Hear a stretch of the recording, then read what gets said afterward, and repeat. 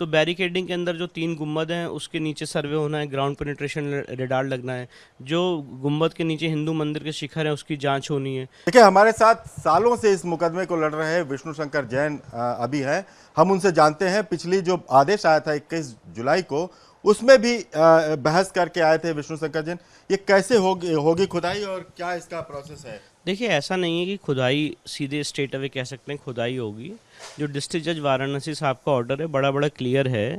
उसमें उन्होंने ये कहा है कि ग्राउंड पेनिट्रेशन रेडार के माध्यम से, डेटिंग के माध्यम से और जितनी मॉडर्न टेक्निक्स हैं उसके माध्यम से इस पूरे जगह का सर्वे किया जाए, वज़ू खाने को छोड़ के, और वो बैरिकेडिंग के अंदर। तो बैरिकेडिंग के अंदर जो 3 गुंबद हैं उसके नीचे सर्वे होना है, ग्राउंड पेनिट्रेशन रेडार लगना है। जो गुंबद के नीचे हिंदू मंदिर के शिखर हैं उसकी जांच होनी है। जो वेस्टर्न वॉल है उसकी जांच होनी है। जो पिलर्स हैं उसकी जांच होनी है। जो व्यास जी का तहखाना है उसकी जांच होनी है। बहुत सारी ऐसी जगह हैं जो आर्टिफिशियल दीवारों से बंद हैं, उसकी जांच होनी है। सेंट्रल डोम के नीचे जाने का व्यवस्था है पर वहाँ पे उसको बंद किया गया है, वहाँ पे जांच होनी है कि उसके नीचे क्या है। तो बहुत सारी टेक्निक्स के जिससे माध्यम से ये सर्वे किया जाएगा। और खुदाई का जो पार्ट है वो तो 2 जगह पे खुदाई की पार्ट की बात है। एक तो जो व्यास जी का तहखाना है वहाँ पे नीचे एक्सकेवेशन होना है जीपीआर सर्वे के बाद। और जो वेस्टर्न वॉल है उससे लेके जो बैरिकेडिंग तक एक खाली मैदान है, उस खाली मैदान में भी एक एक्सकेवेशन की बात ऑनरेबल डिस्ट्रिक्ट जज वाराणसी ने कही है, पर वो भी ग्राउंड पेनिट्रेशन रेडार के बाद वो चीज़ें की जाएंगी। तो लगता है इसमें काफ़ी वक्त लगेगा। देखिए, एएसआई एक बहुत ही प्रीमियम इंस्टीट्यूशन है इस देश का, और पहले भी एएसआई ने ऐसे क्वेश्चंस का जवाब दिया है। तो कितना वक्त लगेगा ये तो नहीं बताया जा सकता है।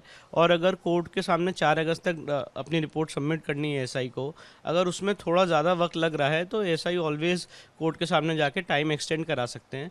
तो time is not an issue ये है कि जो वर्क है उसमें कितनी क्वालिटी है। और मुझे लगता है एएसआई की जिस तरह से 30 सदस्यीय टीम वहाँ पे पहुँची है सारे इक्विपमेंट्स के साथ, तो बहुत अच्छे से, बड़ी प्रोफेशनली, बड़ी साइंटिफिकली ये सर्वे किया जाएगा और कोर्ट के सामने रिपोर्ट सबमिट की जाएगी। आज की डेट में टाइम इशू नहीं है, इशू ये है कि सर्वे शुरू हो चुका है और बड़ी प्रोफेशनली और साइंटिफिकली ये सर्वे कंडक्ट हो और संपूर्ण हो। लेकिन एक सवाल और है कि सर्वे शुरू हो चुका है, दूसरा पक्ष सुप्रीम कोर्ट पहुंच रहा है, 10:30 बजे सुप्रीम कोर्ट में भी सुनवाई करने वाला है, आप भी तैयार हैं। तो क्या सुप्रीम कोर्ट में आपको क्या लगता है कि वहाँ भी लड़ाई थोड़ी टफ होगी? देखिए, टफ़ की कोई बात नहीं है क्योंकि लॉजिक जो है वो हमारे साथ है, और लॉजिक बड़ा बड़ा सिंपल है कि सीपीसी में ऑर्डर 26 रूल 10A में साइंटिफिक सर्वे की व्यवस्था है, और कोर्ट एक्चुअल ग्राउंड पोजीशन क्या है, स्पॉट पोजीशन क्या है, उसको जानने के लिए सर्वे कर सकती है। साथ ही साथ section 45 of Indian evidence act में कोर्ट को पावर है एक्सपर्ट ओपिनियन लेने की, इसलिए कोर्ट ने उस पावर्स को एक्सरसाइज करते हुए ये एक्सपर्ट ओपिनियन मांगी है। तीसरी सबसे महत्वपूर्ण बात यह है कि अंजुमन इंतजामिया कहता रहा है कि भाई प्लेसेस ऑफ वर्शिप एक्ट का वायलेशन है। उसी प्लेसेस ऑफ वर्शिप एक्ट के सेक्शन 3 में लिखा हुआ है और सेक्शन 4 में कि धार्मिक स्वरूप निर्धारित होना है। तो धार्मिक स्वरूप निर्धारित करने की एक्सरसाइज है कि वो मंदिर है, कि वो मस्जिद है, वो मंदिर का भग्नावशेष है कि औरंगजेब ने वहाँ प्लेन और बैरन लैंड पे मस्जिद बनाई थी।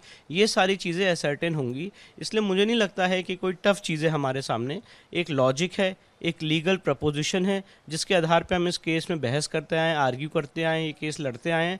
और मुझे लगता है कि आगे आने वाले समय में सुप्रीम कोर्ट भी इस मामले में, मुझे ऐसा लगता है, मेरी लीगल फीलिंग है, मेरी लीगल ओपिनियन है कि इसमें सुप्रीम कोर्ट को इंटरफेयर नहीं करना चाहिए। एक सवाल ये भी आता है कि जैसे इतिहास का आपने देखा होगा, राम मंदिर में आप मुकदमे में थे, इतिहास का पूरा ब्यौरा दिया जाता है, इतिहास का एग्जाम्पल दिया जाता है, लेकिन एएसआई का सर्वे जो उस समय हुआ था वहाँ पे वो काफ़ी अहम हो गया था। तो क्या ये जो एएसआई का सर्वे है ये सारे दलीलों को दरकिनार कर देगा? देखिए, बिल्कुल, क्योंकि एएसआई जो है वो एक्सपर्ट बॉडी है, और मैंने जैसे बताया कि जो इंडियन एविडेंस एक्ट है उसके सेक्शन 45 में ये एक्सपर्ट ओपिनियन की परिभाषा के अंदर आता है। तो आज अगर मैं ये कहूँ फॉर एग्जांपल, और लॉजिक से इसको बात एक्सप्लेन करना चाहता हूँ कि भाई वेस्टर्न वॉल हिंदू मंदिर का भग्नावशेष है, तो कैसे मेरे कहने से हो जाएगा? क्या मैं इसके लिए ओरल गवाही दिलवा सकता हूँ काशी के लोगों की, अपने याचिकर्ताओं की? एक ही जवाब हो सकता है कि इसलिए कोई ओरल गवाही नहीं हो सकती है, इसके लिए आपको एक्सपर्ट ओपिनियन लेनी पड़ेगी। इसीलिए अगर मैं ये कह रहा हूँ कि 3 गुम्बद के नीचे हिंदू मंदिर के कटे हुए शिखर हैं, तो वो भी एक्सपर्ट ओपिनियन से प्रूव होगा। अगर मैं कह रहा हूँ कि वहाँ पे घंटियाँ हैं, कमल हैं, ब्रह्म चक्र है, और वहाँ पे जो पिलर्स हैं वो हिंदू मंदिर के पिलर हैं, वो एक्सपर्ट ओपिनियन से साबित होगा। मैं ये कह रहा हूँ कि व्यास जी के तहखाने के नीचे काफ़ी मूर्तियाँ जो दबी हुई हैं उसकी जाँच की जाए, तो वो एक्सपर्ट ओपिनियन से एक्सकेवेशन के माध्यम से साबित होगा। मैं ये कह रहा हूँ कि वहाँ पे सील्ड वॉल्स हैं, बंद तहखाने हैं, जिसके पीछे क्या है वो एएसआई तय करे, निर्धारित करे, वहाँ पे जाए, तो वो भी उसके लिए कोई ओरल गवाही नहीं हो सकती है। इसलिए पॉइंट इन इशू ये है कि बहुत सारी ऐसी चीज़ें हैं जिसमें एएसआई उसका उत्तर है।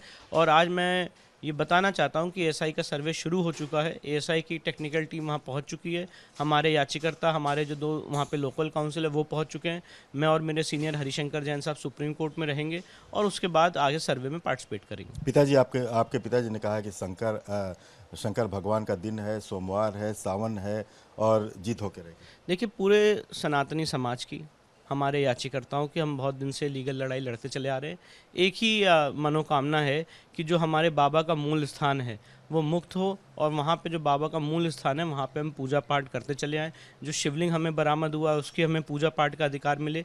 तो बिल्कुल सावन का दिन है, हर आदमी भगवान शिव की आराधना में, उनकी तपस्या में लीन है, और मुझे लगता है भोलेनाथ हमारी लीगल टीम को आशीर्वाद देंगे।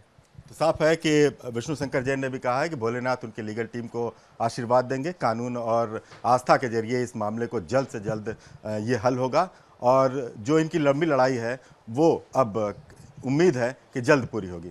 वीडियो जर्नलिस्ट नवदेश्वर के साथ अखिलेश राय, रिपब्लिक भारत।